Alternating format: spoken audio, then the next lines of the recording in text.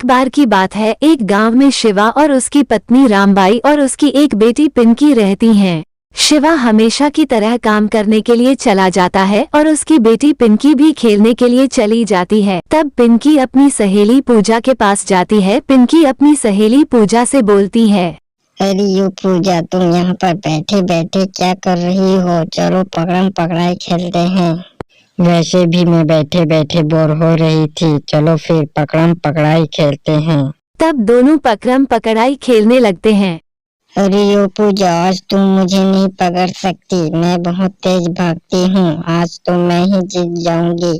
अरे यो पिंकी, आज तुम जितना चाहे उतना भागो, आज तो मैं तुम्हें पकड़ कर ही मानूंगी, क्योंकि आज मैं ही जीत जाऊंगी।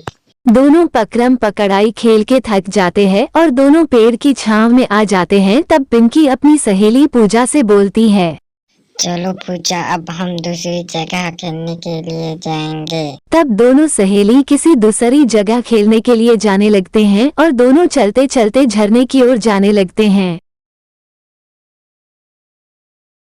तब दोनों सहेली झरने के पास पहुंच जाती हैं और दोनों सहेली आपस में बातचीत करने लगती है और पूजा बात करते करते उसका पैर फिसल जाती है और पूजा झरने के नीचे गिर जाती है। तब पिंकी बहुत ज्यादा डर जाती है और पिंकी डरते डरते भागकर अपनी घर की ओर जाने लगती है। तब पिंकी अपनी घर में पहुंच जाती है। पिंकी अपनी घर में पहुंचकर अपनी माँ और पिता दोनों के पास जाती है। तब रामबाई अपनी बेटी पिंकी से बोलती है, अरे यो पिंकी बेटी, क्या हुआ? तुम दौड़ते दौड़ते क्यों आ रही हो? क्या बात है, मुझे बताओ।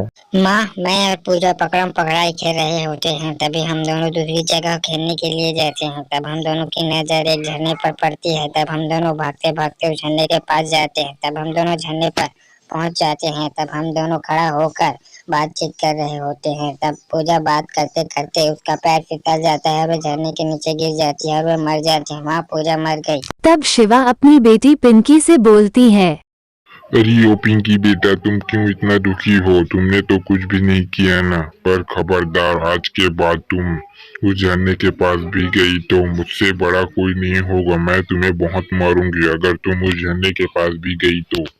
ठीक है पापा, मैं आज के बाद उस झरने के पास भी नहीं जाऊंगी। रात हो जाती है। शिवा, रामबाई और पिंकी तीनों सो जाते हैं। तब पूजा मरने के बाद एक चुड़ैल बन जाती है और वो चुड़ैल पिंकी के घर पहुंच जाती है। तब चुड़ैल पिंकी को जगाने लगती है। अरे ओ पिंकी, उठ जाओ, तुम मुझे मार कर खुद चैन की नींद सो रही हो। आज तो मैं तुम्हें चैन की नींद सोने नहीं दूंगी। तुमने मुझे झरने के नीचे गिराया है, आज तो मैं तुम्हें मार दूंगी। तब चुड़ैल पिंकी से बोलती हैं, अरे ओ पिंकी, तुमने मुझे धक्का क्यों दिया? तुम मेरी अच्छी सहेली थी, तुमने मुझे झरने के नीचे क्यों गिराया? बताओ मुझे।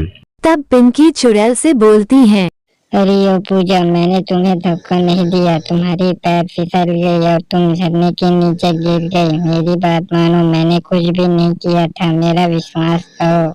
तब पिंकी के पिता शिवा चुड़ैल से बोलता है, अरे ओ पूजा बेटी, पिंकी बेटी ने तुम्हें धक्का नहीं दिया। पिंकी का विश्वास करो, वो क्यों तुम्हें धक्का देगी? तुम्हारी पैर फिसल गई और तुम झरने के नीचे गिर गई। मेरा विश्वास करो, पिंकी ने कुछ भी नहीं किया।